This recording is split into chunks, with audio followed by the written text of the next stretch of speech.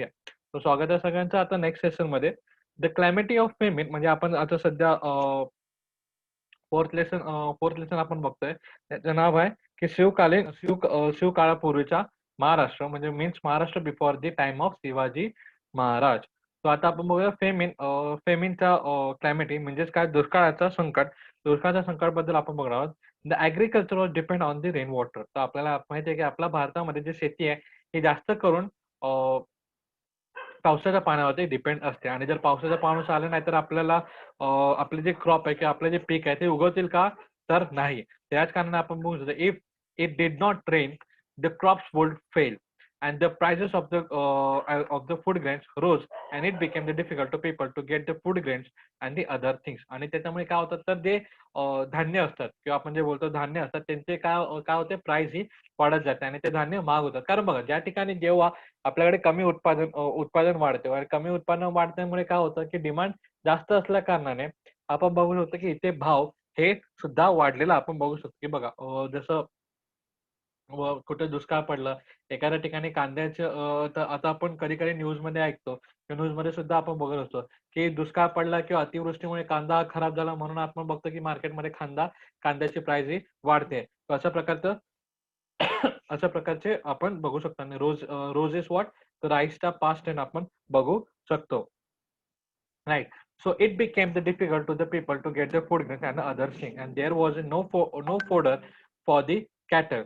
And then the water became this scarce, and it became difficult to the people who are living in the village, and they are forced to leave the village. A famine was a greater calamity for the people. आणि याच कारणाने आपण बघू शकतो की जेव्हा दुष्काळ येतो किंवा जेव्हा फेमिन येतं तेव्हा काय होतं तर तेव्हा बेसिकली आपण बघू शकतो तेव्हा पाण्याची कमतरता होते, गुरांना चारा राहत नाही, लोकांना अन्नधान्य राहत नाही. त्याच कारणामुळे ते काय करतात, मग तो राज्य किंवा तो जो प्रदेश आहे ते सोडून ते दुसऱ्या प्रदेशाकडे जातात आणि याच कारणामुळे आपण बघू शकतो, की गावातले जे लोकं होते किंवा जे विलेजर्स होते त्यांच्यासाठी फेमिन म्हणजे काय दुष्काळ हा खूप मोठा संकट असायचा. कारण त्यांचं पाणी नसायचं. कारण त्यांच्यामुळे काय-काय व्हायचं पाणी नसायचं, पाऊस नसायचं. पाऊस नसल्या कारणाने आपण बघू शकतो फूड क्रॉप्स म्हणजे शेती व्यवस्थित व्हायची नाही. शेती व्यवस्थित झाली नाही तर गुरांना चारा वगैरे गवत जो असायचा तो व्यवस्थित भेटायचा नाही. मग गुरे पण भुके राहणार, आपण पण भुके राहणार. तर अशा प्रकारची परिस्थिती तिथं उद्भवायची. त्याच कारणाने त्यांना तो गाव सोडून दुसरीकडे जावं लागत असायचं. A great famine occurred in the Maharashtra in 1630. People were greatly distressed due to this famine. It has been described to this word the people were ready to sell themselves for the piece of bhakri, but they are not probably by them. तर ते असं म्हणतात की आपल्या महाराष्ट्रामध्ये 1630 ला एवढा भयंकर दुष्काळ आला आणि एवढा दुष्काळ आला म्हणजे जास्त काळ आपण बोलतो एवढा जास्त काळ आणि एवढा भयंकर दुष्काळ होता, की तेव्हा लोकांना जगणं हे खूप मुश्कील झालं होतं. आणि असं बोलण्यात येतं, की तो जो दुष्काळ 1630 चा जो दुष्काळ होता, तो एवढा भयंकर होता, की त्यात माणूस स्वतःला सुद्धा विकायला तयार होता एका भाकरीच्या तुकड्यासाठी. परंतु तरी सुद्धा तो मिळवू शकत नव्हता. तर एवढं म्हणजे आपण बघत होतो, की एवढा मोठा तो दुष्काळ म्हणजे जास्त काळाचा जो दुष्काळ होता आणि प्लस लोकांचे हाल खूप जास्त झालेले होते. And there was this several scarcity of food grain. Entire families were destroyed, cattle and farms animals died, agriculture was devastated, and we can call the famine put an end to the industry, and all the financial transactions came to the standstill.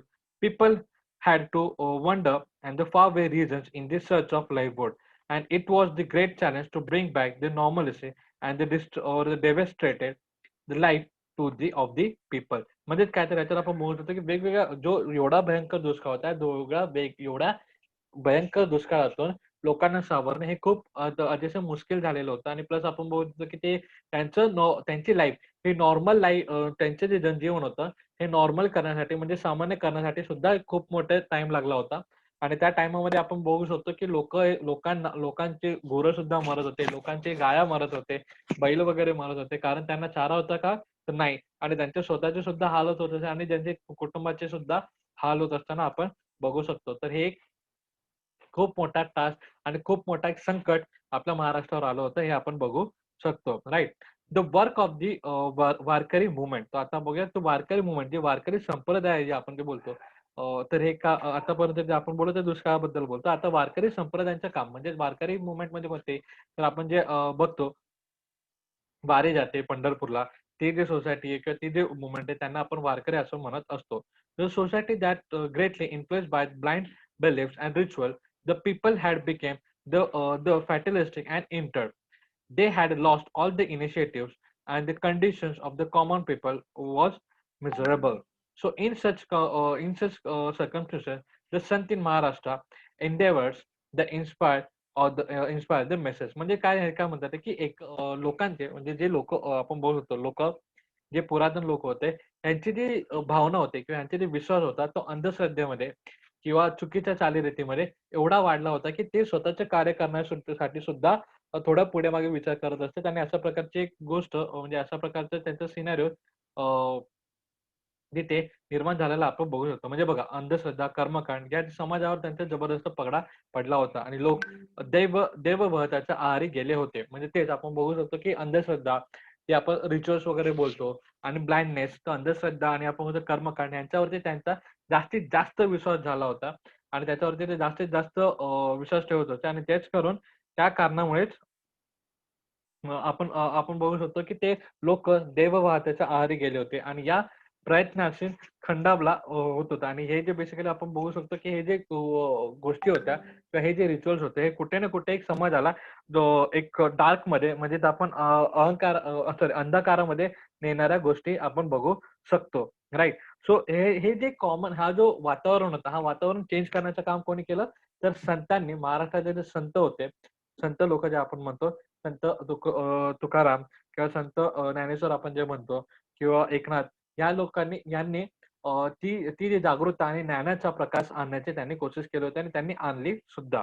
तर बघा, in Maharashtra the tradition of Sant was began with the Sant Jnaneshwar and Sant Namdev, who carried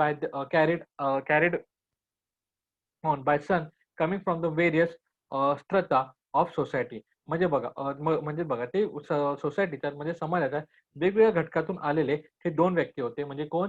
संत ज्ञानेश्वर आणि संत नामदेव आणि यांनी basically आपण बघू शकतो की हे संत जे ट्रेडिशन आहे किंवा संत जे पद्धत आहे त्याची त्यांनी सुरुवात केलेली होती. And the people from all the strata of society were part of Sant tradition. For example the Sant Chokhamela, the Sant गारोबा, Sant Sena, Sant सवाता, Sant नारहारी, Sant Shaikh Mohammed etcetera and Sant चाकोबास was wife the Sant Sarabhai and the sister संत निर्मलाबाई, संत मुक्ताबाई, संत जनाबाई, संत कोना पात्रा, नंतर संत भीनाबाई सोयरकर, बहिणाबाई सोयरकर आणि and the other moment also they among of them. म्हणजेच काय तर हे जे आपण आता जे नावं घेतले, हे नावं म्हणजे कोण? हे असे संत होते जे जे समाजाच्या वेगवेगळ्या घटकातून आले होते. तर इथं बघा आपण संत जस्ट होल्ड ऑन. इथं आपण हा संत संत शेख मोहम्मद सुद्धा आपण बघू शकतो आणि प्लस संत सताव आपण बघू शकतो. संत जनाबाई पण बघू शकतो. संत बहिणाबाई सोयरकर हे सुद्धा संत आपण बघू शकतो. म्हणजे कसं आहे ते म्हणजे भले स्त्री असो, पुरुष असो किंवा वेगवेगळ्या धर्माचे लोकं असो किंवा वेगवेगळ्या जातीचे लोकं असो, हे सगळेजण लोकं एकत्र येऊन यांनी संत प्रथा चालू केली होती आणि संत प्रथामध्ये हे लोकांना न्याय देत असत आणि जे अहंकार जो आपण बघितला होता अहंकार नाही अंधकार जो बघितला होता ते चुकीच्या चालीरीती आणि कर्मकांड यांच्यावरती जो लोकांचा विश्वास होता तो कमी कमी करण्याचा आणि त्याच्यावरती लाइटिंग म्हणजे त्याच्यावरती लाईट करून ते अंधकार होता तो मिटवायचा ट्राय त्यांनी केला होता आणि लोकांना चांगलं ज्ञान देण्याचं काम त्यांनी केलं होतं. तर Pandharpur was the centre of the Sant movement and Vitthal was the object of their worship. On the bank of the river Chandrabhaga at Pandharpur at the saint pilgrim म्हणजे Warkari used to rejoice their devotion, bhakti, and their equality was propagated through the bhajans and then kirtan and the unity meals म्हणजेच काला. म्हणजेच काय तर आपण बघू शकतो की यांनी काय केलं होतं जे आपले संत प्रथा आहे यांचं संत प्रधानांचा एकच म्हणजे संत वारकरी लोक आहेत त्यांचा एकच देव विठ्ठल. तर विठ्ठल जे विठ्ठल होते तो आपण बघू शकतो पंढरपूरमध्ये जे चंद्रभागा नदीच्या काठी वसलेलं पंढरपूर आहे त्याच्यामध्ये असणारे आपले विठ्ठल दैवत हे दैवत ते त्यांचं श्रद्धास्थान होते आणि त्या देवताची भक्ती करणे आणि त्यांचे त्याच्या गीतातून म्हणजेच भजन आणि कीर्तनातून लोकांना संदेश देणं, चांगल्या प्रकारचे गोष्टी सांगणे, लोकांना संदेश देणे, अशा प्रकारचे गोष्टी होत असत. आणि प्लस आपल्या समाजामध्ये एकत्रीकरण राहावे, समानता राहावे किंवा युनिटी राहावे आणि इक्वालिटी राहावी. युनिटी अँड इक्वालिटी, एकत्रीकरण आणि समानता राहावी यासाठी त्यांनी काय करत असतात, तर कालाच म्हणजे काय, तर युनिटी मिल्स म्हणजे सगळेजण एकत्र येऊन जेवण करतील असं जी पद्धत किंवा जी परंपरा किंवा अशा प्रकारचे जे प्रोग्राम्स असायचे त्यांच्यामध्ये असायचे. तर आता आपण बेसिकली एक संतांची कारागिरी आणि संतांची कारागिरी आणि त्यांनी कोणते काम केले किंवा कोणते त्यांचे कीर्तन होते ते आपण आता बघणार आहोत. ओके. सो हे आपण आता सगळे बघणार आहोत, right? So let's go and start with this Sant Namdev. तर संत नामदेव जसं आपण बघितलं, संत नामदेव आणि संत ज्ञानेश्वर ह्यांनी संत रीतीचा किंवा संत परंपरेचा त्यांनी पाया रोचला होता. तर त्यांच्याच बद्दल आपण आता बघणार आहोत. So he was the great sun from the Warkari movement and he was skilled organized. He performed the excellent kirtan as well. He awakened the sense of equality, the men and women belonging to the all caste. म्हणजे संत नामदेव होते एक अतिशय उत्कृष्ट म्हणजे first of all त्या वारकरी संप्रदायाचे ते सर्वात मोठे संत आहेत. त्यांच्यानंतर आपण बघतो ते एक चांगले आपण बघतो हुशार किंवा आपण एक चांगले ऑर्गनायझर होते आणि ते आपण म्हणतो ही परफॉर्म द एक्सलेंट कीर्तन आणि कीर्तन सुद्धा एक चांगल्या प्रकारे गात असत. आणि त्यांनी कोणतं काम केलं, तर त्यांनी स्त्री पुरुष समानता ही जी घटना म्हणजे all men and womans are equal हा प्रकारचा संदेश त्यांनी आपल्या कीर्तनातून दिला होता. आणि ते पण फक्त एखाद्या जातीस किंवा एखाद्या धर्मासाठीच नाही, तर ते प्रत्येक लोकांमध्ये आणि प्रत्येक गावागावामध्ये त्यांनी हा संदेश दिला होता. आणि त्यांची एक प्रार्थना होती, ती कोणती होती? नाचू कीर्तनाचे रंगी, ज्ञानदीपी लावू जगी. म्हणजेच काय? ते कीर्तन गातील, परंतु कीर्तनातून कीर्तनातून हे लोकांना ज्ञान देतील आणि जगभर म्हणजे ज्ञानदीपी लावू जगी म्हणजे कीर्तनामार्फत ते सगळ्या जगांना ज्ञान देतील अशा प्रकारचे आपण त्यांचा प्लेज म्हणजे त्यांची प्रार्थना होती. तर कोणती प्रार्थना होती? नाचू कीर्तनाचे रंगी, पण नाचू कीर्तनाच्या रंगी, ज्ञानदीपी लावू जगी. अँड हिज अभंग कॉम्पोजिशन ॲज वेल नोन. म्हणजे त्यांचे फक्त कीर्तनच नाही, तर अभंग सुद्धा एक चांगल्या प्रकारचे आपण स्प्रेड झालेले किंवा चांगले असायचे किंवा चांगले ऑर्गनाइज असायचे आपण बघू शकतो. So many sant as well as the common people were influenced by his teaching.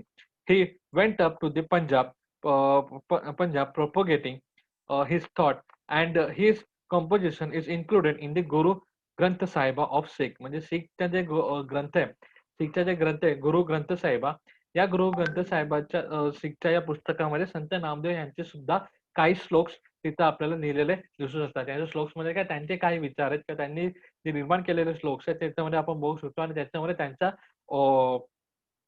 म्हणजे त्यांची काउंटिंग आपण किंवा त्यांचा उल्लेख झालेला आपण तिकडे बघू शकतो पंजाबमध्ये, राइट? सो म्हणजे त्यांनी महाराष्ट्रापासून सुरुवात केली होती, परंतु ते पंजाबपर्यंत त्यांचं जे ज्ञान होतं ते वाटत तिथपर्यंत गेले असं आपण बघू शकतो. So he propagate the message of Bhagwat religion in all the quarters and he build the moral of Sant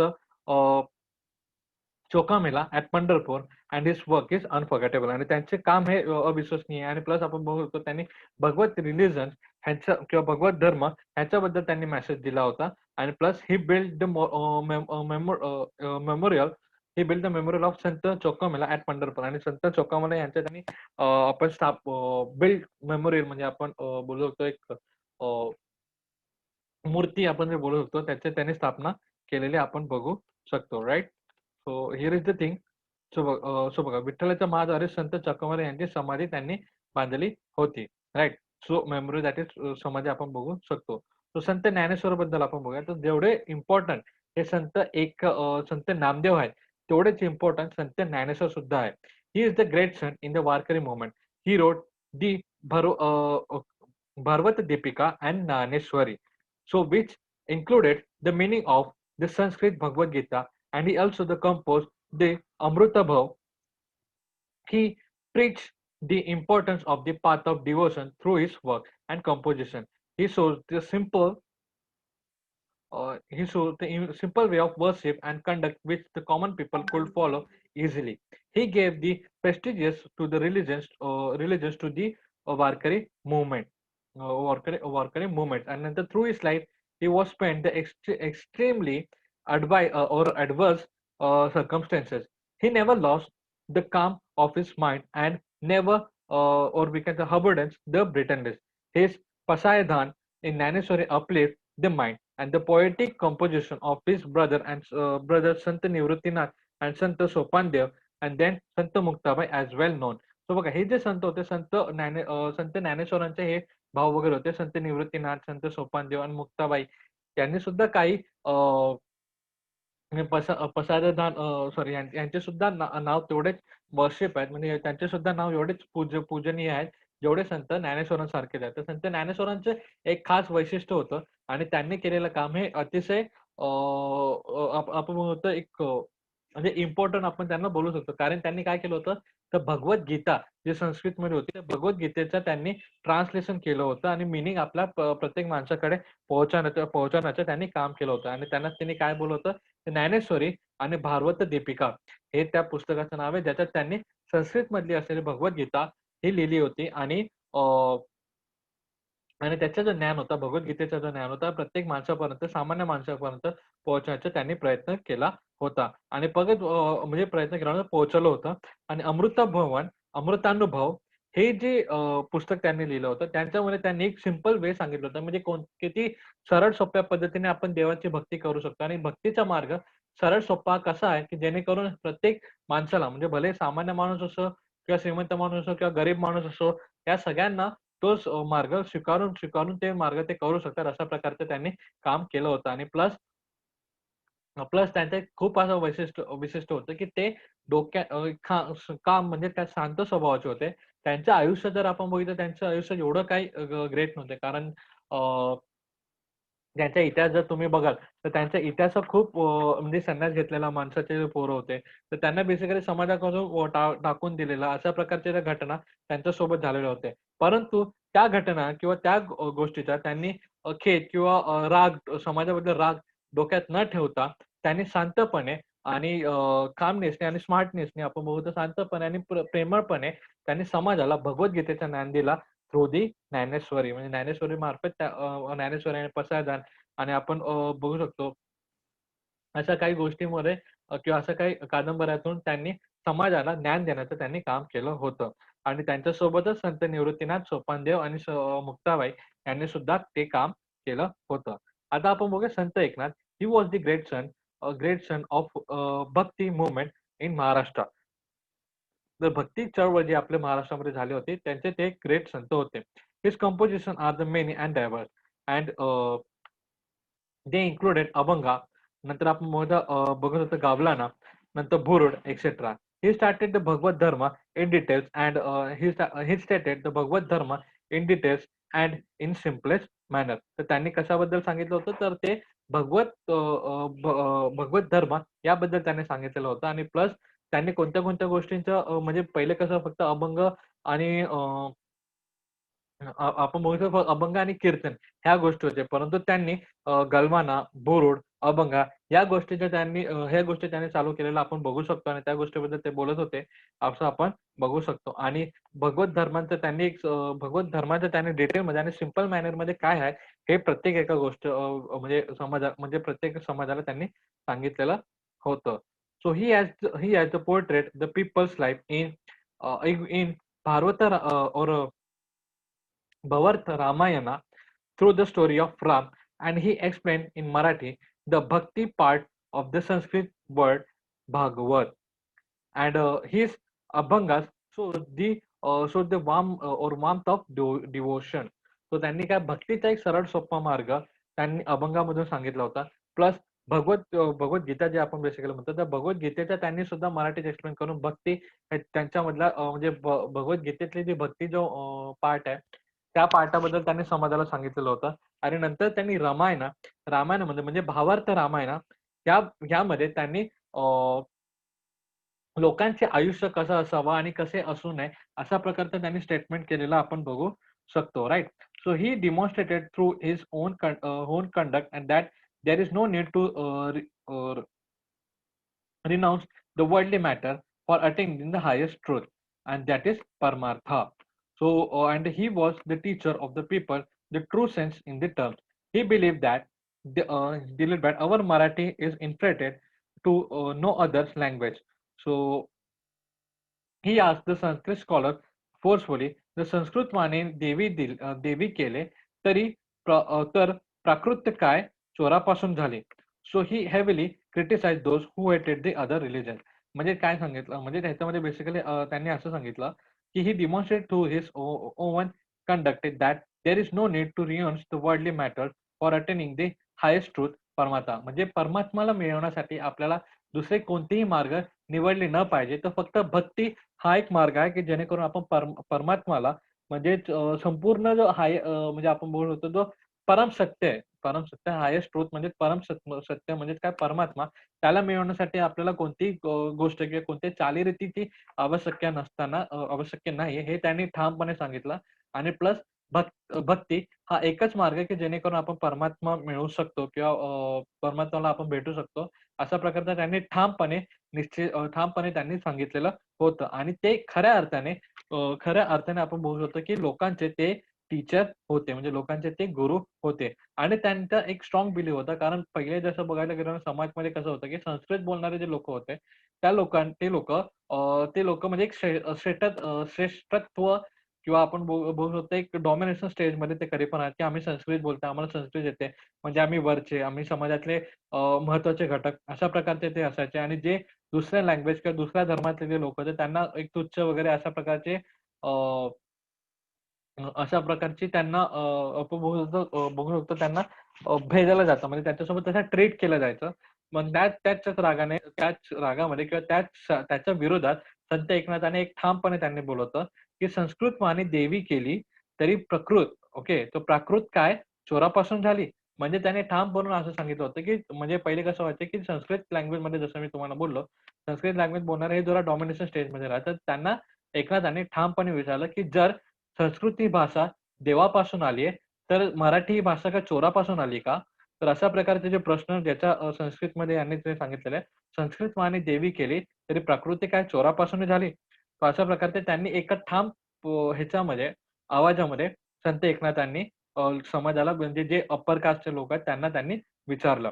right? So अशा प्रकारे म्हणजे संस्कृत लँग्वेजला जेवढं इम्पोर्टन्स भेटलं पाहिजे, तर संस्कृत लँग्वेज ही जी देवाची लँग्वेज किंवा जेवढं इम्पोर्टन्स त्याला समाजामध्ये तेव्हा होतं, तेवढंच इम्पोर्टन्स मराठीला सुद्धा असावं आणि दुसऱ्या लँग्वेज आणि दुसऱ्या रिलिजियसला पण असावं. अशा प्रकारचे त्यांनी कार्य केलेले त्यांनी इकडे आपण बघू शकतो. राइट?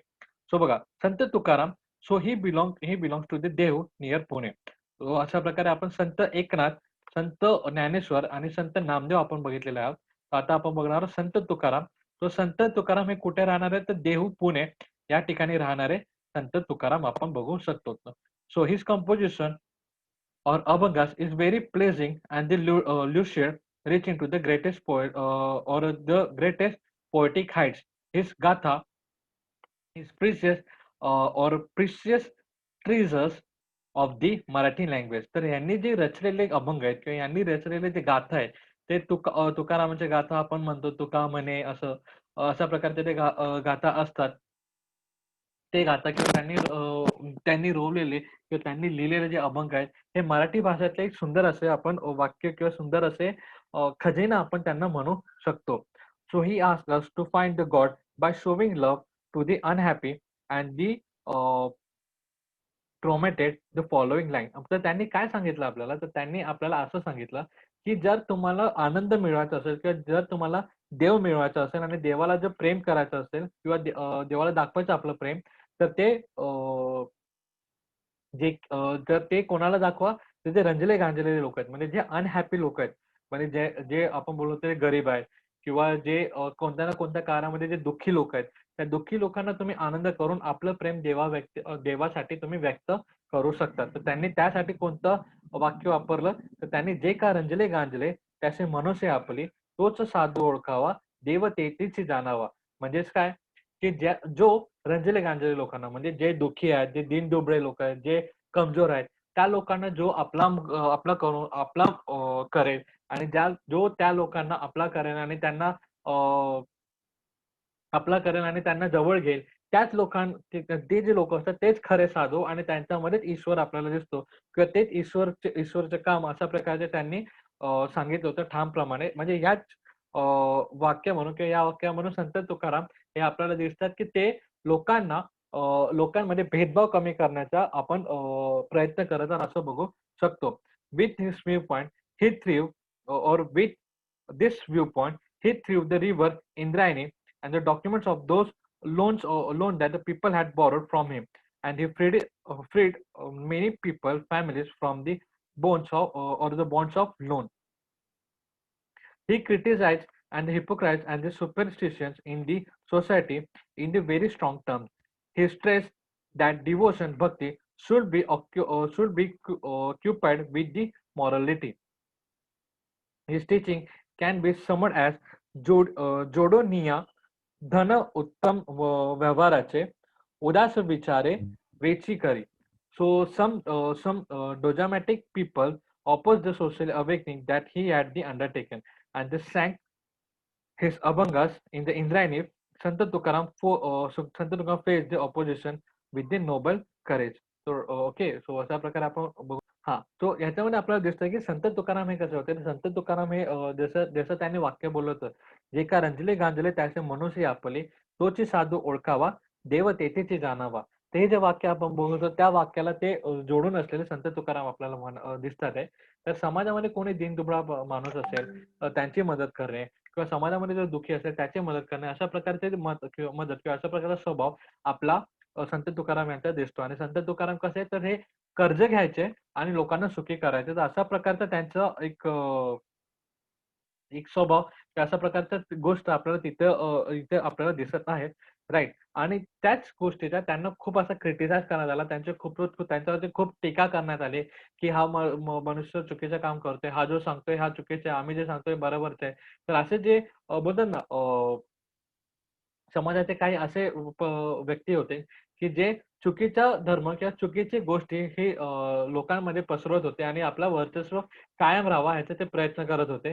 तर हे जे असे जे लोकं होते किंवा असे जे आपण बघतात, ते जास्तीत जास्त संत तुकाराम यांना अपोजिट करत होते आणि संत तुकारामला त्यांचा आपण बघू शकतो विरुद्ध बाजू ही जास्त स्ट्राँग असल्याकारणाने आपण बघू शकतो, त्यांना खूप असे क्रिटिसिझम म्हणजे खूप टीका त्यांना सहन करावा लागला. राइट. आणि म्हणजे कर्मकांड आणि अंधश्रद्धा यावरचे जे लोक होते यांच्याबद्दल जे स्प्रेड करणारे जे लोक होते, हे जास्तीत जास्त संत तुकारामांना क्रिटिसाइज करत होते. त्यांच्यावरती टीका करत होते. कारण संत तुकाराम हे कसे होते, तर संत तुकाराम हे लोकांना ज्ञान देणारे आणि प्लस अभंगाद्वारे लोकांना सांगणारे लोकांना चांगल्या गोष्टी सांगणारे होते. आणि प्लस आपण बघू शकतो त्यांचे जे कादंबरी किंवा त्यांनी लिहिलेल्या सगळ्या ज्या अभंग आहेत, तर म्हणजे आपण बघू शकतो, की ऐकलोय अशा गोष्टी. अशी घटना झाली होती, की संत तुकारामांनी लिहिलेले जेवढे काही अभंग आहेत, म्हणजे क्रिटिसिझम एवढा वाढला होता, म्हणजे त्यांच्यावरती टीका एवढी वाढली होती, की त्यांना आपले जे लिहिलेले अभंग आहेत किंवा आपण जे लिहिलेले ओळ आहेत, ते सगळे त्यांना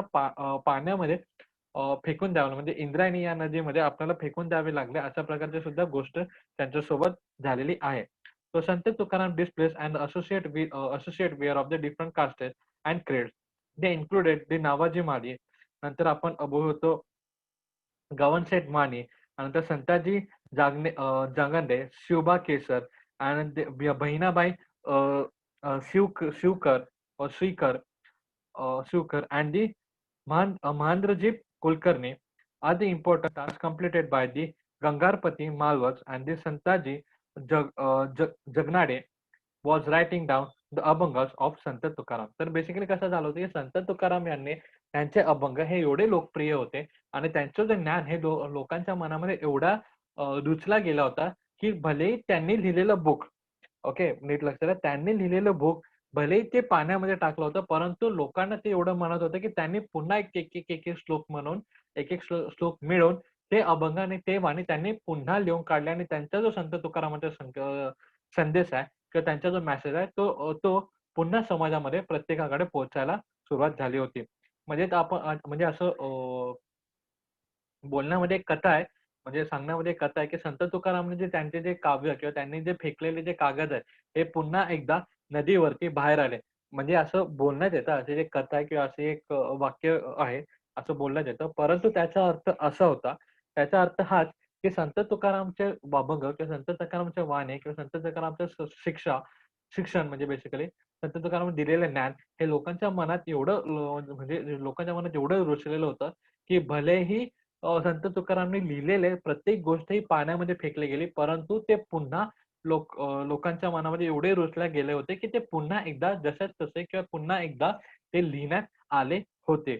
त्याच कारणाने असं टर्म वापरण्यात येतात, की असे असं बोलतात, की संत तुकारामांनी फेकलेली त्यांची जी फेकलेले त्यांचे जे अभंग ओव्या होते, ते पुन्हा पाण्यावरती आले. अशा प्रकारे बोलण्यात येतात. तर हे एवढ्या प्रकारे म्हणजे एवढं इन्फ्लुअन्स म्हणजे एवढा संत तुकारामचा प्रभाव हा समाजावरती जास्त होता आणि त्यांचे जे लिहिणारे त्यांचे जे अभंग जे गेले होते ते लिहिणारे हेच होते नवाजी माली. नंतर आपण बघू शकतो गवनाथ माने. तर हे जे गोष्ट होते नंतर संताजी जगनाडे, नंतर शिवबा केसर, नंतर बलमनाथ Surkar and the sorry Bahinabai Shirkar आणि नंतर आपण बघू शकतो महेंद्रजी कुलकर्णी हे जे सॉरी महादाजी पंत कुलकर्णी हे जे होते ह्यांनी खूप ह्यांनी ते जे अभंग होते ते पूर्ण रिराईट करायचं आपलं टास्क त्यांनी कंप्लीट केलेलं आपण बघू शकतो. तर अशा प्रकारे जे संत तुकाराम होते त्यांचा इन्फ्लुअन्स किंवा त्यांचा एक प्रभाव हा समाजावर जास्तीत जास्त पडणारा आपण बघू शकतो. तर बोलण्यात असं पण बोलता येतात, की जर संत नामदेव आणि संत ज्ञानेश्वर हे जर मंदिराचा पाया असतील, म्हणजे हे एक तुम्हाला एक टर्म आहे, हे जे मी ऐकलं होतं माझ्या शाळेमध्ये, ते मी तुम्हाला सांगतोय, की आमच्या स्कूलमध्ये असा टर्म वापरला जात होता, की जर जर संत प्रथाचा ओके, म्हणजे संत जी पद्धत आहे किंवा संत जी प्रथा आहे, संत प्रथाचा जर पाया हे ज्ञानेश्वर आणि नामदेव असेल, तर त्यांचा कळस हा तुकाराम आहे. तर बघा मंदिराला पाया असतो आणि कळस असतो. हे जे पाया आणि कळस असतात हे खूप इम्पोर्टंट असतात आणि हे म्हणजे कोणत्याही मंदिराचा पाया हा पाया आणि कळस हा खूप इम्पोर्टंट असतो, बरोबर? तर त्याचप्रमाणे संत पद्धतीचे किंवा संत रीतीचे पण आपण बोलू शकतो. ज्ञानदेव आणि ज्ञानेश्वर हे जर संत पद्धतीचे पाया आहेत किंवा संत प्रथाचे पाया आहेत किंवा वारकरी संप्रदायाचे पाया आहेत, तर संत तुकाराम हे वारकरी संप्रदायाचे कळस असं म्हणण्यात येतं. तर याच्यावरून आपल्याला कळतं, की संत ज्ञानदेव आणि संत ज्ञानेश्वर हे जेवढे इम्पोर्टंट आहे, तेवढेच इम्पोर्टंट किंवा तेवढंच अतिशय प्रभावशाली कार्य हे संत तुकारामांचं पण होतं. म्हणजे तसं प्रभावशाली कार्य तर प्रत्येक संतांचं होतं. परंतु ह्यांचा जो इन्फ्लुअन्स किंवा ह्यांचा जो प्रभाव होता, हा जरा जास्त असलेला आपण बघू शकतो, राइट? सो म्हणून आमच्या शाळेमध्ये आम्हाला हे वाक्य बोलण्यात आलं होतं, की जर पाया आपण सॉरी वारकरी संप्रदायाचा पाया जर नामदेव आणि ज्ञानेश्वर असतील, तर त्याचा कळस हा संत तुकाराम आहेत, राइट? सो हे अशा प्रकारचं आपण बघू शकतो. तर आता ह्याचे जे पुढचे पार्ट्स आहेत, ते आपण पुढच्या लेक्चरमध्ये बघूया, ठीक आहे? सो कोणाला काय डाऊट असेल तर तुम्ही विचारू शकता.